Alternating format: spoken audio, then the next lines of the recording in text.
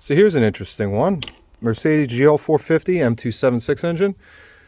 Wouldn't start, at least not reliably, because the cam sensor for the intake cam on right bank, I don't know if this is bank 1 or whatever, but it's not registering, not all the time anyway.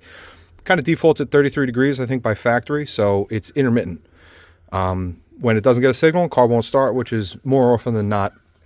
This is the intake cam sensor for left bank, and this one works just fine. I tried swapping the sensors, I tried testing continuity, everything looks fine, so I still haven't 100% figured it out yet.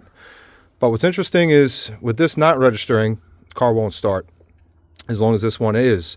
If you unplug them both, it starts no problem, because they both default to 33.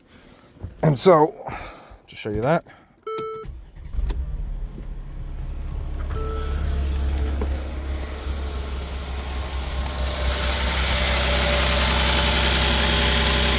Healthy enough.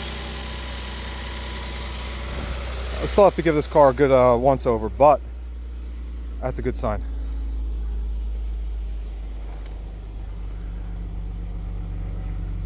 And it idles right down.